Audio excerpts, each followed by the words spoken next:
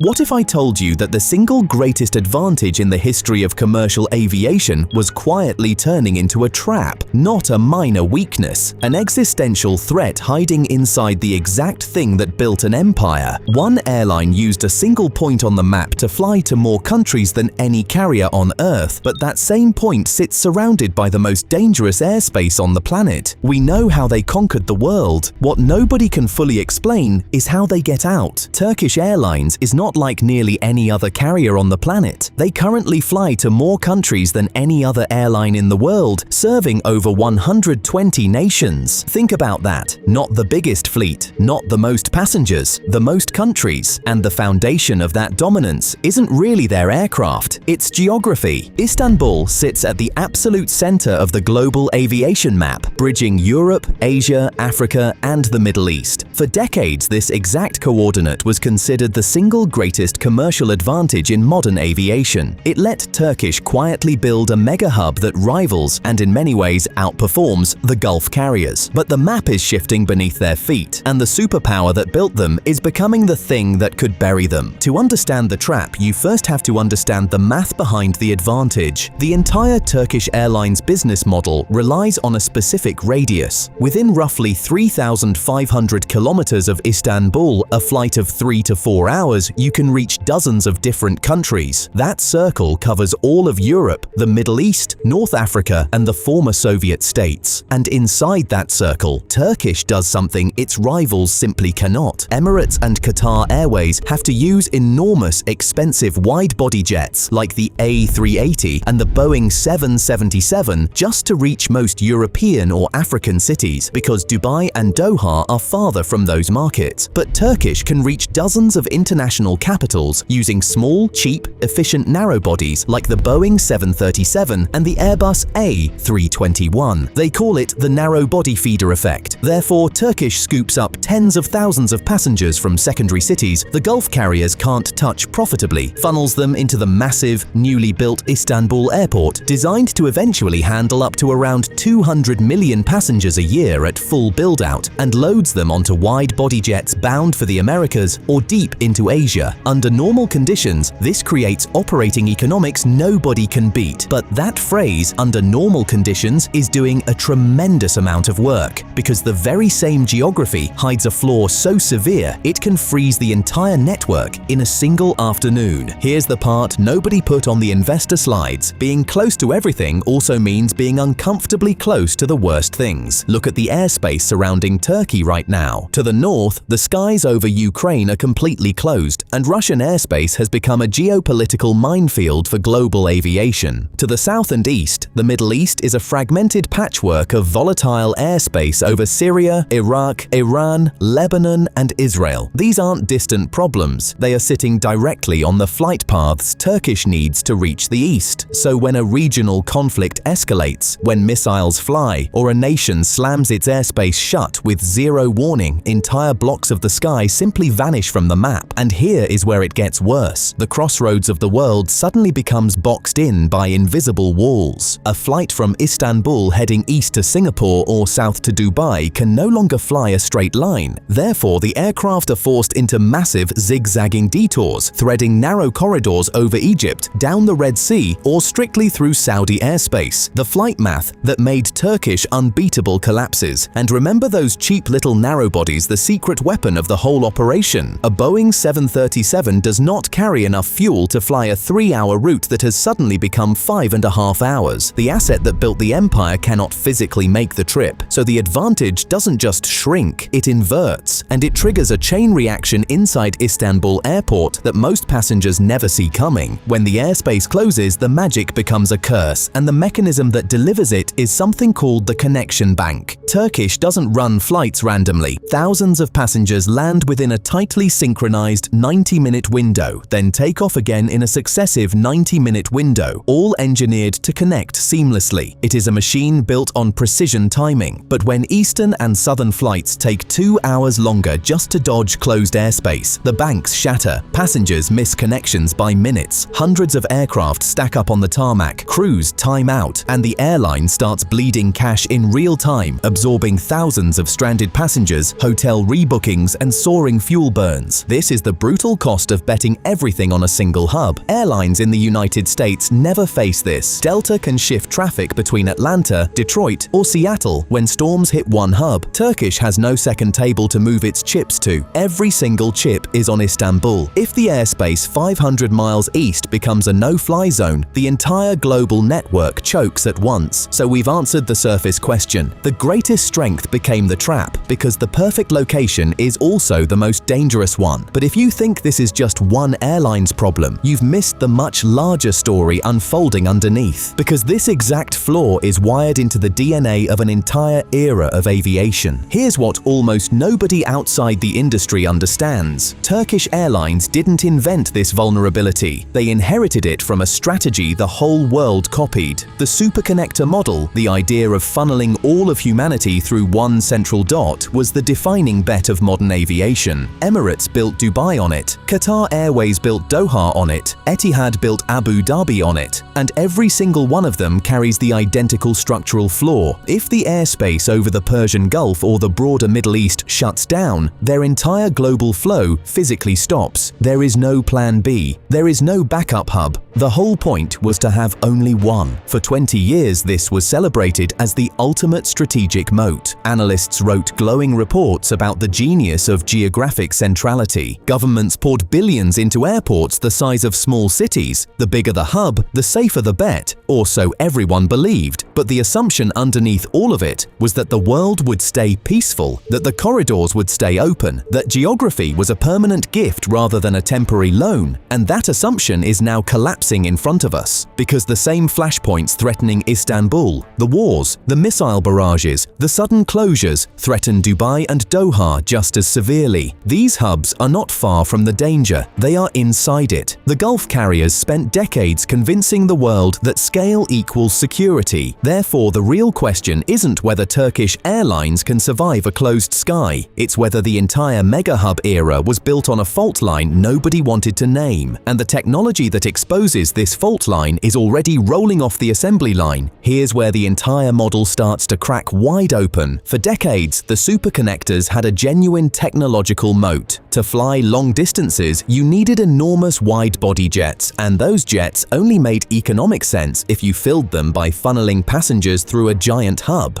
Point-to-point flying on thin routes simply wasn't profitable. The hub wasn't just a choice, it was a necessity dictated by the aircraft themselves. But that necessity is dying. Enter the Airbus A321XLR, a narrow-body that can fly over 4,500 nautical miles non-stop. Suddenly, an airline can fly a single-aisle jet directly from a mid-sized European city to a mid-sized Asian or African one, completely bypassing Istanbul, Dubai, and Doha. No hub, no connection bank, no detour vulnerability. The passenger who once had to route through a crowded mega hub can now fly direct, and here's the twist that should terrify every superconnector. The very efficiency that built Turkish, the cheap narrow-body, is now the weapon being used to dismantle the hub model entirely. The plane that fed the empire is being repurposed to make the empire unnecessary. Airlines are actively studying how to use these jets to avoid geopolitical bottlenecks, flying around the dangerous corridors instead of straight through them. So the superconnectors face a brutal squeeze from two directions at once. Closed airspace strangles their existing network from above, and point-to-point narrow-bodies erode the very reason passengers ever needed a hub in the first place. This is the moment it all comes together. The strength, the trap, the technology, and the geopolitics colliding into a single reckoning, and the consequences reach far beyond one airline's balance sheet. So what does this actually mean for the future of flying? The lesson buried inside Turkish Airlines is brutally simple, and almost nobody in the industry wants to say it out loud. Geographic perfection is historically conditional. The map that built the modern mega carriers could be the exact thing that eventually grounds them. Think back to where we started. We know how Turkish conquered the world, using a single point on the map to reach more countries than any airline alive. But that same point is now surrounded by the most dangerous airspace on the planet, and the cheap jets that powered the conquest can't outrun the detours. The advantage and the trap were never two different things. They were always the same thing, waiting for the world to change. And the world changed. What was sold as the ultimate strategic moat, funneling all humanity through one transcontinental dot,